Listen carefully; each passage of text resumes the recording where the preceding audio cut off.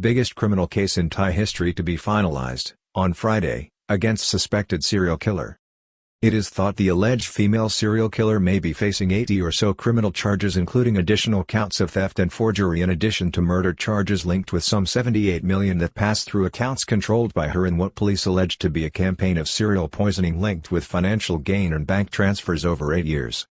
Thai police are liaising with prosecutors as they conclude their work in the case of cyanide or Misrarat Rangsiwat, which has gripped the country's imagination since mid-April, when the spotlight fell on the alleged serial killer following the mysterious death in Ratburi of 32-year-old Ms. Siraporan Kanwang or Koi in April during the Songkran holidays, which was highlighted by a group of people led by Mr. Rapi Shamnanru and quickly snowballed into a national case, generating a police response and a task force set up by National Police Commissioner General Damrong Kitty Prapas. Biggest criminal case in Thai history: cyanide female serial killer. Suspected Thai serial killer Misrarat Rangsiwat has been dubbed cyanide by Thai media after she was arrested in connection with serial instances of poisoning by cyanide. It is at the heart of the country's biggest ever criminal probe, with 80 or more charges to be filed against the woman with prosecutors on Friday. Misrarat is a prisoner at Bangkok's Central Women's Correctional Institution.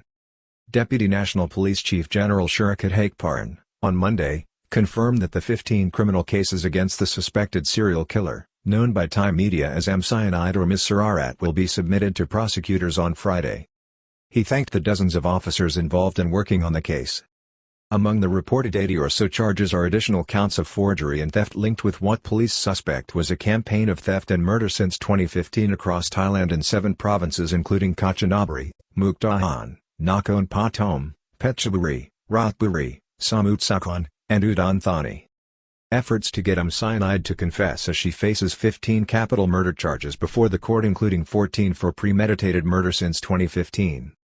The top police officer is understood to have been involved in efforts in recent weeks, since the scale of the case against the accused began to be known and backed up with evidence, to have Misrarat confessed to the charges against her, which could see her receiving mercy from the courts while facing capital murder charges of a particular heinous nature for which the legal penalty is death. Thailand's biggest serial killer suspect legally protected from the death penalty as horror grows. Police, with the task force commanded by General Shurikat, this week, said that the number of criminal charges in the case against the defendant, currently being held on remand at the Central Women's Correctional Institution in Bangkok, as of this week, has risen to 40 offences, and this is likely to double to 80 before the end of this week when the case is passed on to prosecutors. Unprecedented case of alleged serial killer who is a woman may be the biggest in Thai criminal history. The case, which includes 15 counts of murder with 14 deceased people from cyanide poisoning, is shaping up to be the biggest criminal case in Thailand's history, as well as a rare instance of an accused serial killer in the kingdom who is a woman. This case has generated controversy in recent weeks, with the police raising the prospect of charges against Ms. Sararat's on-and-off lawyer, Ms. Thanicha Exuwanwa, under Section 184 of the Criminal Code in connection with concealing evidence, a charge which the legal professional has strongly denied and defended herself against. Cyanide sues activist who raised alarm over alleged killing spree. Former lawyer summoned. Alleged cyanide killer's lawyer off the case as police and key witness meet cyanide in prison on Saturday.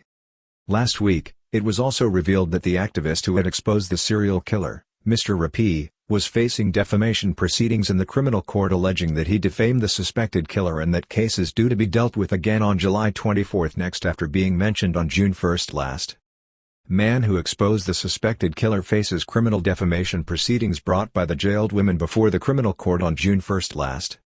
General Shurikat Hakparn, the top police officer who has been calling for the suspect in the case to confess and plead guilty in the face of an overwhelming body of evidence against her, has repeatedly offered to provide legal representation to third parties, including the media, who may be sued by the suspected serial killer, Ms. Sararat. Ms. Sararat's lawyer, Ms. Thanicha, who at one point was reported to have resigned from the case and been replaced by another lawyer, still appears to be acting for the accused woman who, it is thought, is adamant to fight the charges against her in court.